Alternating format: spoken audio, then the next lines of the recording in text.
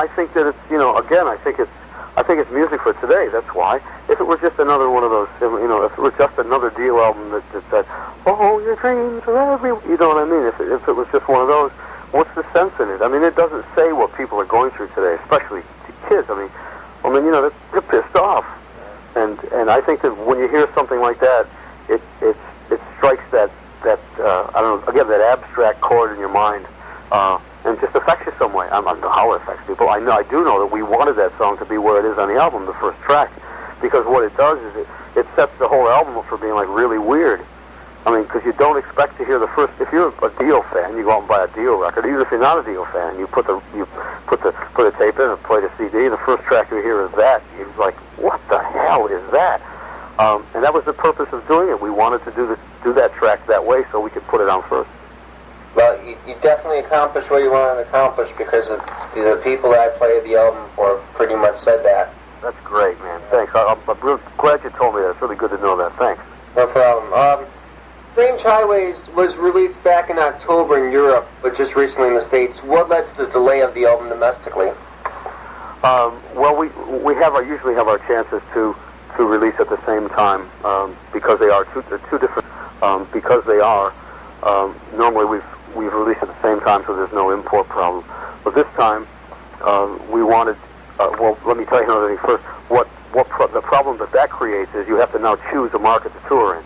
So if you choose Europe, then you virtually waited too long for the release of your album in America, or vice versa. So this time, by releasing it earlier in Europe and not caring much about what happened with imports, we were able to concentrate on this country with the release of the album here by Warner Brothers and a tour to follow it, to do it properly rather than to choose one form of success over another.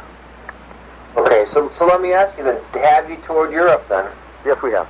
And could you tell me a bit about that? Did you go out and headline yourself, or did you open, or?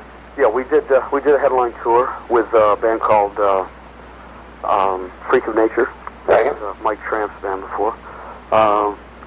And we did mainly, most of the shows we did in Germany. We started in Greece. We did 3 shows in Greece. We did 4 shows in Spain. We did a whole ton of shows in Germany. We did a couple in Switzerland. We did, but the German ones were interesting because we did a lot of East Germany this time. So that was pretty neat. What else?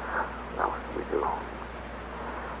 We did our last show was in England. That's right. We did a show in London, and then we finished up. Yeah, but it was great too. The band was great. We had a great time.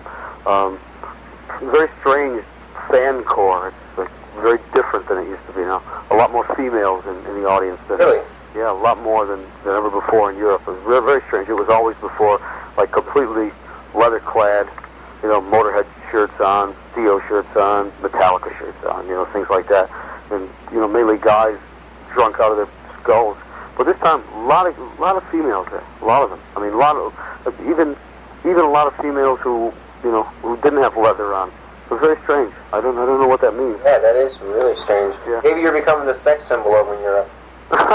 No, I think they were probably there to see Freak of Nature. Are there any differences in content between the domestic and the overseas release? No, it's exactly the same. No, there's nothing different at all. Exactly the same. Mm-hmm. Okay. Would you mind if I asked you some questions on Black Sabbath? Not at all. Okay. Now this wasn't well publicized, and believe me, I looked. So I'm going to ask you personally, what led to your most recent departure from Black Sabbath? Well, we had been touring. We had toured America in the beginning, to the East Coast, and then went back to Europe and did some festivals in Europe. Then went to Iceland, and then embarked for America again to do a month-and-a-half tour of America, finishing on the West Coast in Los Angeles. And at the beginning of that tour, I was told that the show that had been booked in Los Angeles was now going to be canceled in favor of becoming the opening act for Ozzy at 2 shows of his own that were his farewell performance. And I balked at that. I said, no, that's not why I rejoined the band. I rejoined the band so the band could be true to itself. I mean, we're out there to prove the point that we've made a good progressive record, and for us to go and play before Ozzy is like defeating what we're trying to do, what we're trying to accomplish individually. I mean, as the band Black Sabbath, to go and play with Ozzy. I mean, the kids aren't going to be there to see and do and remember what you're going to do and for you to present it properly. You're going to be there because, A, we're going to go out and be one form of Black Sabbath. B, Ozzy's going to come out and do Ozzy's thing, and then he's going to become part of Black Sabbath as well during his show. Right. And then Sabbath are going to go out with a Reformation band, which they did, which is Geezer and Tony and Bill and Ozzy. And then they became Black Sabbath again, too. So it all became this one great big Black Sabbath reunion kind of circus to me. Right. And that's not the reason I rejoined the band. I felt it was more important for us to do our own show and to deal with it ourselves. It wasn't meant personally to Ozzy. It was nothing personal between the guys of the band. It was just my belief in the pride that you should have in yourself. And I had confidence and pride that this band would come to Los Angeles and knock everybody's socks off because it was playing very well. But that option wasn't afforded me. Instead, the guys got Rob Halford to do the last two shows, and that, of course, meant the end of it all. I wasn't about to carry on with that. And then they announced the reunion with Ozzy, and dates were even mentioned they were going to play and where they were going to go and when they were going to do this and that. And at the last minute, Ozzy said, "No, I've changed my mind. I'm not going to do this anymore." So what it effectively did was the shows that we did with Ozzy are the shows that broke up the band. Even had I performed at that show, it still would have meant the end of the band because they were still going to announce the reunion. It wasn't because I refused to do them that they announced the reunion.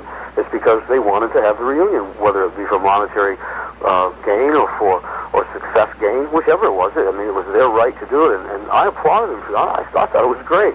I'm just disappointed that they didn't get back together again. I mean, I thought after going through all that trauma that happened at the end of that tour, and all, as you suggest before, has been publicized, at that particular point, at least it would have been good if something had come of it. I mean, we broke up. At least they could have gotten together and done an album or a tour. I mean, that's, after all, what they did promise everyone. So that's really kind of the way it went down. But again, there's no problem for me at all with it. I mean, I only wish them the best. I'm glad we got back together again. I'm glad we made that album. I'm glad we can still be friends.